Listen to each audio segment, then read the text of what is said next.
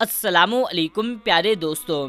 इस वक्त हमारी दुनिया में लगभग 50 से भी ज़्यादा मुस्लिम देश मौजूद हैं और इन सभी देशों की ज़मीन पर वक्त वक्त पर बहुत सारे बड़े छोटे, अच्छे और बुरे हर तरह के लीडर पैदा होते रहे हैं। अगर बात करें सिर्फ पिछले 50 से 60 सालों की, तो इस पूरे दौर में पूरे मुस्लिम दुनिया में जिस लीडर ने सबसे ज़्यादा शोहरत और सबसे ज़्यादा ताकत हासिल की है, वो और कोई नहीं बल्कि सद्दाम हुसैन है। वही सद्दाम हुसैन के जिन्होंने एक लंबे वक्त तक इराक देश पर राज किया था।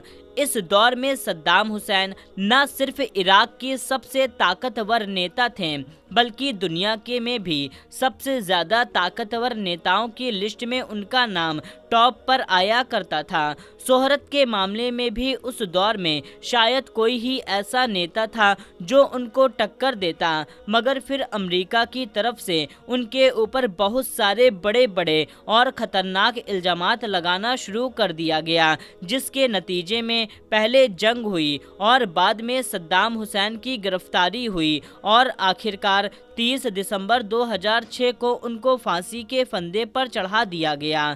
दोस्तों, हैरानी की बात यह है कि सद्दाम हुसैन को जिस दिन फांसी दी गई थी, इस्लामिक कैलेंडर के मुताबिक उस दिन जिलहिज्जा की 10 तारीख थी, यानी कि वही तारीख जिस दिन मुसलमान ईद मनाते हैं और वो ईद जिसमें मुसलमान के यहाँ कुर्बानी दी जाती है। इसके अलावा एक हैरानी की बात ये भी थी कि सद्दाम हुसैन की फांसी शायद इतिहास की वो इकलौती फांसी थी जिसकी वीडियो को पूरे दुनिया में शेयर किया गया था, यानी कि जिसके फांसी के पूरे प्रोसेस को पूरे दुनिया ने अपनी आंखों से देखा था। हर इंसान सद्दाम हुसैन की फांसी के उस दौर अपने मोबाइल या अपने टीवी के स्क्रीन पर देख रहा था। आपको बताते चले, जब सद्दाम हुसैन को फांसी से पहले जेल में कैद किया गया था, तो उनकी हिफाजत करने के लिए उनके ऊपर 12 स्पेशल कमांडोज को तैनात किया गया था। वो 12 स्पेशल कमांडोज थे जो बहुत सारी फौजों से सिलेक्ट किए गए थे। ये सारे के सारे अपने डिपार्टमेंट के एक्सपर्ट माने जाते थे, मगर हैरानी की बात यह है कि जिन स्पेशल कमांडोज को सद्दाम हुसैन की हिफाजत के लिए रखा गया था, वो कमांडोज खुद सद्दाम हुसैन के दोस्त बन गए थे। इन्हीं 12 सिपाहियों में से एक सिपाही ने सद्दाम हुसैन की मौत के बाद उनके ऊपर एक किताब लिखी थी, जिस किताब के अंदर ऐसे ऐसे खुलासे किए गए थे जिससे कि पूरी दुनिया हैरान रह गई थी, क्योंकि उस किताब में सद्दाम हुसैन के बारे में वो सारी चीज़ें लिखी गई थी जिनसे पूरी दुनिया बेखबर थी। और दोस्तों, आज की इस वीडियो में हम आपको उसी किताब से कुछ ऐसी चीज़ें बताने वाले हैं। सबसे पहले आपको ये बताते चलें कि इस किताब के राइटर ने लिखा है कि जिस वक्त हम लोग सद्दाम हुसैन को उस टीम के हवाले कर रहे थे जिस टीम को सद्दाम हुसैन को फांसी देनी थी, तो उस वक्त हमारी पूरी टीम के आंखों में आंसू थे। हम में से बहुत सारे सिपाही बुरी तरह से रो रहे थे। इसके अलावा राइटर ने अपने ही एक साथी यानी कि एडम का हवाला देते हुए लिखा है कि हमने कभी भी सद्दाम को एक जालिम और कातिल इंसान के तौर पर नहीं देखा, बल्कि हम तो उनको एक ग्रैंड फादर के तौर पर देखा करते थे। इसके अलावा राइटर ने यह भी लिखा है कि सद्दाम हुसैन के आखिरी दिनों का जो रवैया था वो हद से ज़्यादा नरम था। उनका रवैया कभी ऐसा नहीं लगता था कि ये किसी दौर में एक कठोर तानाशाह रहे होंगे। आपको बताते चलें कि इसी किताब में ये खुलासा किया गया है कि सद्दाम हुसैन को मीठा बहुत ज़्यादा पसंद था और अपने आखिरी दिनों में भी उन्होंने अपनी फेवरेट एक्सरसाइज को नहीं छोड़ा था। अलग अलग तरह के खानों को टेस्ट करना भी उनका फेवरेट काम था। दोस्तों, सद्दाम हुसैन के आखिरी दिनों में उनके साथ ज़्यादातर वक्त गुजारने वाले अमेरिकी फ़ौजियों ने ही इस बात का खुलासा किया था कि सद्दाम हुसैन ने अपने आखिरी वक्त में जब उनको फांसी पर लाया जा रहा था तो एक कोट की मांग की थी, तो उन्होंने कहा कि मुझको पहनने के लिए एक कोट दिया जाए, और ये मांग उन्होंने एक बार नहीं नहीं बल्कि 2-3 बार की थी और आखिरकार वहां मौजूद लोगों को सद्दाम हुसैन को पहनाने के लिए कोट देना पड़ा। जब उनसे ये सवाल किया गया कि वो आखिरी वक्त में एक कोट क्यों पहनना चाहते हैं, तो सद्दाम हुसैन ने ये जवाब दिया था, क्योंकि आज बहुत ज़्यादा सर्दी पड़ रही है। हो सकता है कि जब मुझे फांसी के फंदे पर लटकाया जाए तो सर्दी की वजह से मेरा जिस्म कांपने लगे और उसको देख करके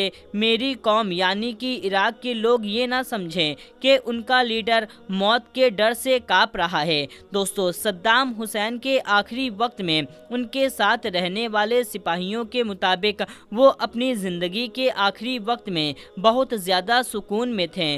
सुबह उठ कर के उन्होंने सबसे पहले अपनी पसंद का नाश्ता किया, उसके बाद वुज़ू करके नमाज अदा की।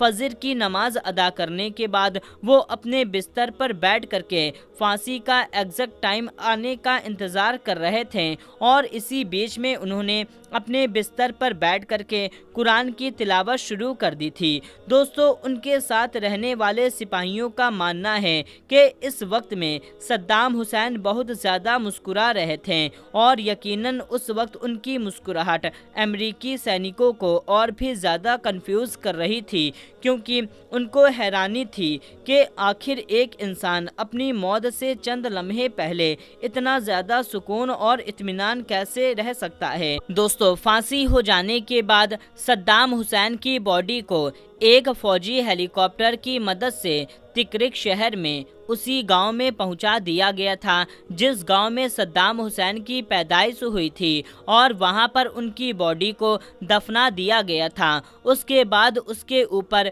एक मकबरा भी बना दिया गया था। तब से लेकर आज तक लगातार हर साल 28 अप्रैल के दिन यहाँ पर बहुत सारे लोगों की भीड़ जमा होती है, क्योंकि ये सद्दाम हुसैन की सालगिरह का दिन होता है और इस दिन जमा होने वाले लोगों में बड़े लोगों के साथ स्कूल के बच्चे भी शामिल होते हैं। हालांकि नॉलेज के लिए बताते चलें, सद्दाम हुसैन का मकबरा भी हमेशा से विवादों में रहा है, क्योंकि इसके बारे में अब इराक के ज़्यादातर लोगों का यही मानना है कि अब सद्दाम हुसैन के मकबरे में उनकी बॉडी मौजूद नहीं है। उनकी बॉडी को बहुत पहले ही निकाल लिया गया था।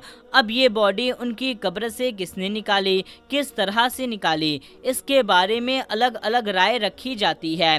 कुछ लोगों का मानना है कि जब सन 2015 के करीब में इराक की फ़ौज और SIS के बीच लड़ाई शुरू हुई तो उसी लड़ाई में सद्दाम हुसैन के इस मकबरे को तबाह कर दिया गया था, जिसकी वजह से उनकी लाश भी उनकी कब्र से गायब हो गई थी। जब से कुछ लोगों का ये भी मानना है कि ऐसा सिया संगठन जो सद्दाम हुसैन से हद से ज़्यादा नफरत किया करते थे, उनसे सद्दाम हुसैन के मकबरे पर बम से अटैक करके उनकी बॉडी को उनकी कब्र से गायब कर दिया गया। जबकि बचे हुए लोगों को ये मानना है कि सद्दाम हुसैन की बॉडी को उनकी कब्र से उनके किसी दुश्मन ने गायब नहीं किया, बल्कि खुद उनकी बेटी हाला, जो कि जॉर्डन में रहती है, वो एक बार अपने पर्सनल प्लेन से चुपके से इराक आई थी और इराक आकर के अपने वालिद की कब्र से उनकी बॉडी निकालकर अपने साथ जॉर्डन ले गई थी। हालांकि इस बात में कोई शक नहीं कि सद्दाम हुसैन की कब्र के साथ कुछ ना कुछ तो ज़रूर हुआ है।